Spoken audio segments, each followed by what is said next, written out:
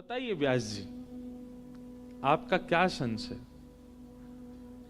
हरिराम व्यास जी बोले, मैं तो संशय का समाधान जानने आया था, पर मुझे तो लगता है मेरी उपस्थिति से और ज्यादा आपकी सेवा में विघ्न आ गया। आपने सेवा क्यों छोड़ दी? भगवान, मैं चला जाता हूं। मेरा तो ऐसा भाव था कि आप प्रसाद भी सिद्ध कर देंगे, मेरे प्रश्न का उत्तर भी दे देंगे। तब हितरवंश महाप्रभु ने इस बात को प्रमाणित किया। वे क्या कहते हैं? आपको लगता है कि प्रसाद बनाना हाथ की क्रिया है। अपने स्वाद के लिए व्यक्ति जब बनाता है तब हाथ से बनाता है, पर ठाकुर जी के लिए जब सिद्ध करता है तब हृदय से बनाता है, तब चित्त से बनाता है, तब आत्मा से बनाता है। और क्षमा करें हरिराम व्यास जी, यदि आत्मा प्रसाद में लगी है, मन चित्त वृत्ति प्रसाद में लगी है, उस समय आपके संशय का समाधान कैसे कर सकता हूं? मन तो एक ही जगह रहेगा, तन की स्थिति है कि वो सब जगह भटक जाता है। मुख से एक काम हो जाएगा, हाथों से दूसरा काम हो जाएगा, पैरों से तीसरा काम हो जाएगा, कानों से चौथा काम हो जाएगा। हरिराम व्यास जी के उन प्रश्न, उन्होंने तो प्रश्न किया ही नहीं है अभी, केवल स्थिति से ही उनके सारे शंकाओं का समाधान होता जा रहा था। और महाप्रभु जी बोले, देखो कितनी बड़ी विडंबना, इस आपकी प्रक्रिया से एक बात सिद्ध हो गई कि तन एक समय में कितने काम कर सकता है। ऐसा तन भगवत सेवा में कैसे लग पाएगा? वो आंख से किसी और को देख भी लेता है, मन से किसी और को सोच भी लेता है, कानों से कुछ और सुन भी लेता है, मुख से तीनों से विलग बात बोल भी लेगा, हाथों से भी कोई और क्रिया कर लेगा। एक समय में 10 क्रिया करने की सामर्थ्य मन में है। 10 जगह भटकने वाला वह मन, वह तन भगवत सेवा कैसे करेगा? तन भगवत सेवा नहीं करता, आत्मा ही भगवत सेवा करती है, मन ही भगवत सेवा करता है। और जब तक मन, जब तक आत्मा, जब तक चित्त वृत्ति सेवा में नहीं जाएगी और आप केवल तन को प्राधान्य मान करके सेवा करेंगे, आप दोष कर रहे हो, आप गलत कर रहे हो। स्थिति कैसी होनी चाहिए? जब सेवा में लगे हैं, कई बार मैं भी सेवा में होता हूं ना लाल जी की में, तो कई बड़े परिचित लोग आते हैं, पारिवारिक लोग आते हैं, और उनको लगती है हमको काई गुना देख रहे हो, ये हमारी तरफ काई गुना देख रहे हो। कई लोग ऐसे परिचित भी हैं, कथा प्रेमी, वो भी आते हैं, वो लाल जी को नहीं देख रहे, वो ऐसी जगह आके खड़े होते हैं, हमको देखें, हमको देख के फिर बुलावें, हमसे कुछ बात करें। उस समय बड़ी विडंबना, दुविधा पड़ती है, कैसे करें?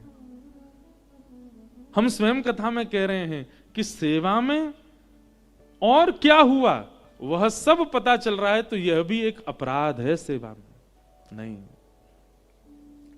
लाला तो इतना प्रेमी है सेवा को। यशोदा मैया तो के मैया तो को दूध प्यारो की पूत। मैया बोली, लाला मोह तो तू ही प्यारो है। अच्छा मैया, तो मोह अपनी गोद में लेके दूध पिवाए दे। यशोदा मैया दूध पिवा रही हैं और दूध पी रहे हैं ठाकुर जी गोद में बैठ के, और यशोदा मैया ऐसे दही मथ रही हैं और दही मथते मथते दूध पिवा रही हैं। अब ठाकुर जी को वहां में आ रही है दिक्कत। ठाकुर जी बोले, जे दही ज्यादा प्यारो लग रहा हो मैया, जी सबरे गौरस ज्यादा प्यारे लग रहे हैं, मैं दूध पी रहा हूं, मेरी तरफ ध्यान ना है। जैसे दूध कहीं औट रहे हो और निकर के बाहर आने लगो, तो मैया लाला को दूर ऐसे पटक के चली गई, समारवे दूध। ठाकुर जी बोले, मेरी सेवा में विघ्न डाले वारो जो भी हो वा कुछ छोड़ूंगा नहीं। तुरंत ठाकुर जी सबरे गौरस फोड़ दिए। वहीं दामोदर लीला प्रकट हुई भागवत जी में। क्या सिद्ध किया ठाकुर जी ने? बोले, भैया मोकू अगर घर में पधरायो है तो जितनी देर मेरी सेवा में रहो, चित्त वृत्ति और कहीं नहीं जानी चाहिए, और कोई स्मृति और कोई ध्यान उस समय आपके रहना नहीं चाहिए। मेरे तो गिरधर ही गुणगान, मेरे तो गिरधर ही गुणगान, मेरे तो गिरधर ही गुणगान। गाओ, मेरे तो गिरधर ही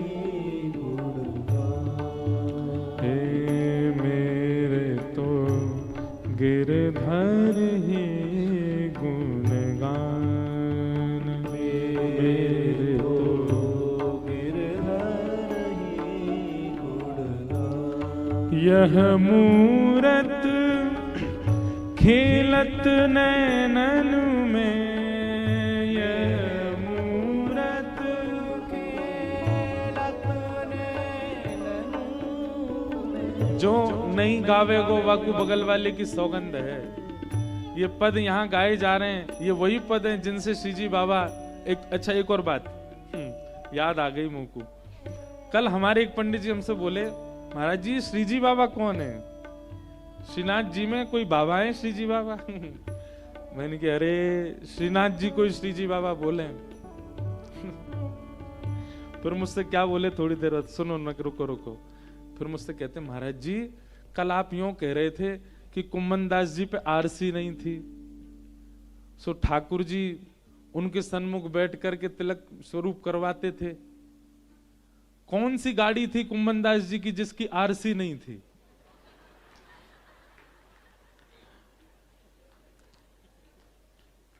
मैंने दंडवत तो प्रणाम किया और जितने थे सबसे कहा इनको प्रणाम करो। जो कह रहे कुम्मन दास जी पे ऐसी कौन सी गाड़ी थी जिसकी आरसी नहीं थी? अरे मैंने कि भैया शीशा देखे आरसी। तो फिर मुझको बाद में ये लगा, मैंने कि जब हमारे संग रहने वाले पंडित जी के इतने संशय हो सकते हैं तो आप सबके तो कितने होते होंगे।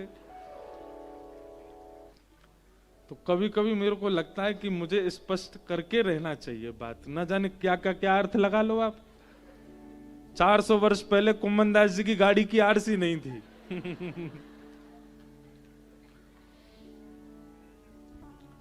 सेवा किसे कहते हैं? जहां तन प्राधान्य नहीं है, मन प्राधान्य है।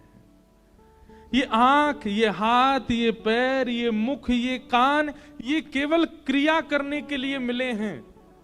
इनकी क्रिया विशेष नहीं होनी चाहिए, आत्मभाव प्रिय विशेष होना चाहिए।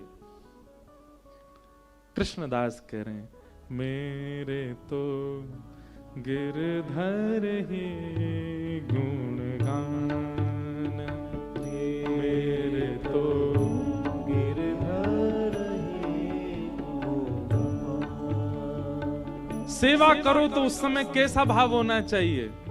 आहा,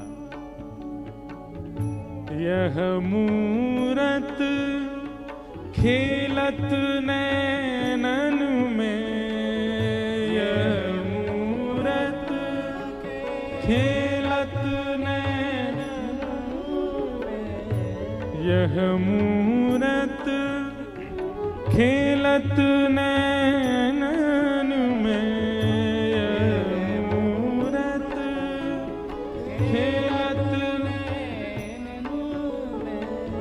यही हृदय में ध्यान,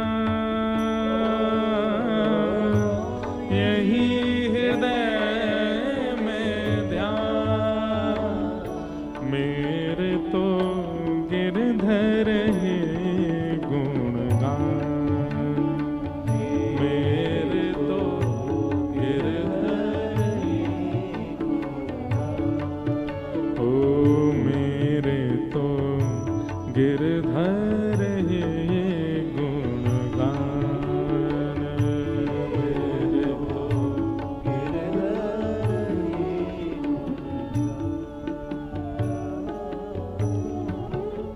चरण रेणु चाहत मन मेरो, चरण चाहत मन मेरो, चरण रेणु चाहत मन मेरो, चरण रेणु चाहत मन मेरो। यह दीजो वरदान, यह दीजो वरदान।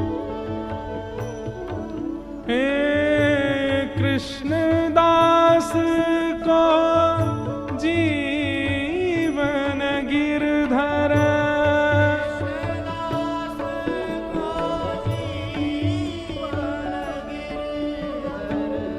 कृष्णदास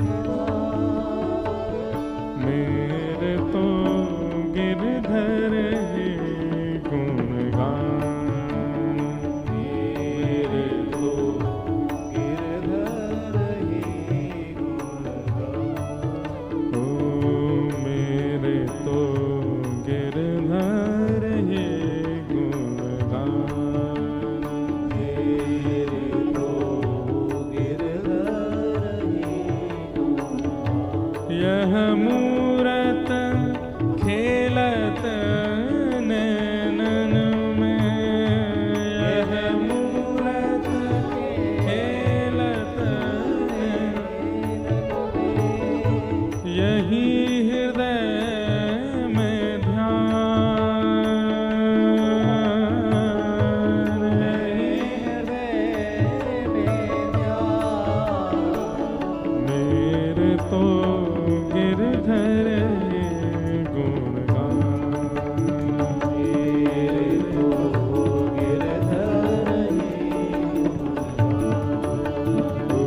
मेरे तो गिरधर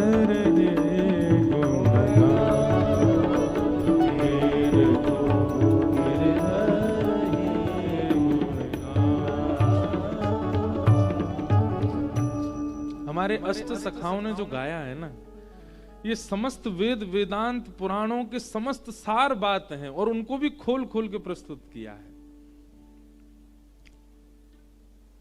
अब जिस विषय की हम चर्चा कर रहे हैं कि सेवा देह की नहीं है, देह से नहीं होती है, वो आत्म से होती है, वही बात यहां पर प्रस्तुत कर देते हैं श्री कृष्णदास। सेवा कर रहे हैं हम हाथ से, पर उसमें जब तक आपकी चित्तवृत्ति नहीं होगी, चित्तवृत्ति कैसे लगेगी कि आप सेवा तो कर रहे हो अपने ठाकुर जी की, पर उस समय ठाकुर जी आपको लीला करते हुए दिख रहे हैं। कोई भाव आपको ऐसा दिख रहा है, जैसे हमारे मैं श्रीजी बाबा ही बोले बारो, हमारे श्रीनाथ जी में बंटा भोग रखे जाते हैं ठाकुर जी के सन्मुख। उन बंटा भोगों में कई प्रकार की सामग्री रखी जाए। एक बार मैंने भी दर्शन किए तो वहां में एक मिश्री थी, वो ऐसी बिल्कुल गोल गोल गेंद जैसी मिश्री। मैंने पूछी, मैंने कि जी ऐसी मिश्री काई को है, गेंद जैसी मिश्री काई को है? तो मुंह से बोले जो सेवक थे, बोले लाला को बाल रूप है ना श्रीनाथ जी, तो लाला के सबरे दांत ना आए हैं, कभी कभी लाला की खुजार होवे, सो खुजरी होवे तो कहा करें वही मिश्री ते अपनी खुजाले मुख को, अपने जो खुजरी होवे दांत ने करते समय वहां की खुजार में ऐसे ऐसे आय आय करके वो मिश्री खा लें ठाकुर जी, और वही से ठाकुर जी को सुख मिले। अब ये भाव कितना सुंदर है। ये कब हो सकता है? आप केवल देह से सेवा कर रहे हो तो आपके लिए तो वो पाषाण है, आप उनके प्रति ये भावना रखोगे ही नहीं। लेकिन आप आत्मभाव से जब उनकी सेवा करोगे तब आपके चित्त में लीला दिखेगी। आप श्रृंगार करोगे, आप माला धराओगे तो माला से ये नहीं लगेगा कि ये दो लड़ की माला है, आपके मन में भाव आएगा ये दो लड़ हैं माला में, ये किशोरी जी की दो भुजा हैं, पीछे से किशोरी जी ने लाल जी को ऐसे अंक में भर रखो है। ये दो भाव आएंगे। कभी कभी ठाकुर जी को चुटीले धराए जाएं, हमारे लाल जी अब इतने छोटे से हमारे दिखे ना है लाल जी दूर से, तो मैं तो खूब प्रयास करूं मैं लाला कैसे दिख जाए, बड़ी बड़ी स्क्रीन भी लगवा में। गौर से देखियो ठाकुर जी को ऐसे यहाँ चुटीला धराए जाए, दो चोटी ऐसी छोटी छोटी हूं मैं, और कभी कभी श्री जी के भाव से लंबो चुटीला यहाँ धराए हो जाए ठाकुर जी को। ये सब भाव लीलात्मक रूप से सेवा में होते हैं, केवल श्रृंगार नहीं होता है ठाकुर जी का कि ये पाग पहना दी, ऐसे बागा पहना दिए, ऐसे माला पहना दी, ऐसे कुंडल मकराकृत मत्साकृत पहना दिए, ऐसे नहीं होती है सेवा। केवल सजाना नहीं है ठाकुर जी को, वहां लीला है, उस लीला के भाव से ठाकुर जी श्रृंगार करते हैं अपना। वही भागवत जी कह रही हैं, धर्म प्रौजित कई तवोत्र परमो, भागवत श्रवण करने वाला श्रोता वो परम धर्म धार्मिक हो जाए, धार्मिक नहीं परम धार्मिक, परम धर्म का पालन करने वाला हो जाए। और परम धर्म किसको कहते हैं? इसी को कहते हैं जो देह का केवल आश्रय लेता है। किस लिए? भगवत प्राप्ति के लिए। अभी क्या है?